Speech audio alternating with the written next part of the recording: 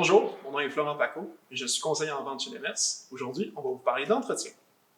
Avant toute sortie de vélo, c'est important de vérifier certaines pièces afin d'éviter un accident. On va commencer avec l'avant du vélo. On veut d'abord s'assurer qu'au niveau de la potence et du jeu de direction, on va enlever toutes les lousses. Ensuite, on va vérifier au niveau de la roue, au niveau de l'axe. On veut s'assurer que l'axe est bien serré. Ensuite, si on se déplace vers l'arrière, on va regarder au niveau du pédalier. On veut s'assurer qu'en premier, nos pédales soient serrées et que notre jeu de pédalier soit le soit aussi. On va finir ensuite avec la roue arrière où on veut que l'axe de cette dernière soit bien serré. Puis, si on finit avec la pression des pneus, on veut s'assurer de rouler autour de 20 à 25 PSI en avant et de 25 à 30 en arrière pour un vélo de type trail enduro afin d'éviter les crevaisons. On peut aussi vérifier la tension dans les rayons. On veut regarder les rayons de type parallèle. Ça va être la meilleure façon d'éviter un lousse. À la fin de notre sortie, c'est important de laver le vélo. Il faut donc porter attention à la méthode à laquelle on lave et aux produits qu'on utilise. Avant tout, souvent, le monde va essayer de le laver avec le jet à haute pression.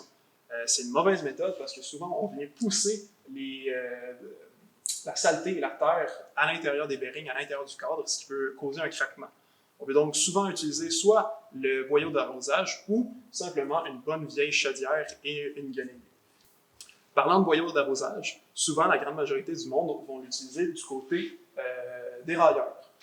Mais ça peut de temps en temps transporter des débris d'huile et de dégraisseurs sur le frein, ce qui peut le contaminer. On veut donc l'utiliser plus du côté frein afin d'éviter une contamination.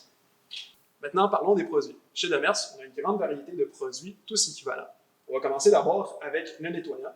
Son but, comme son nom l'indique, c'est de nettoyer le vélo sans le graffiner afin de laisser un beau fini.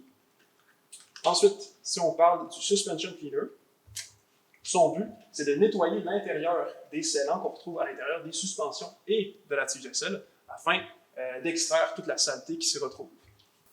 Dans les dégraisseurs, on retrouve deux catégories. On a les dégraisseurs comme ça ici avec un solvant à l'intérieur, souvent appelé citrus, qui vont être beaucoup plus corrosifs, beaucoup plus intenses que les dégraisseurs bio. Ils risquent de laisser un enduit puis de détruire un peu le plastique qu'on retrouve dans le dérailleur ou sur le cadre. C'est pour ça que pour les mécaniciens plus attentionnés, on peut utiliser le dégraisseur Eco, qui va être un peu moins puissant, mais qui va nous permettre d'être plus précis. Il faudra juste le laisser sécher un peu. Après avoir dégraissé votre transmission, on peut maintenant utiliser un lubrifiant. Pour vous, vous allez avoir deux catégories, pour les conditions sèches et pour les conditions humides. Le premier risque de partir beaucoup plus rapidement avec l'eau dans des conditions humides, justement. On va en mettre à une fréquence plus élevée que l'huile à condition humide. Celle-ci va être un petit peu plus gommante, va attirer un peu plus la saleté, mais va rester beaucoup plus longtemps sur la chaîne. Pour conclure, en tant que conseiller chez Demers, je vous laisse avec ce proverbe. Si vous aimez votre vélo va vous aimer.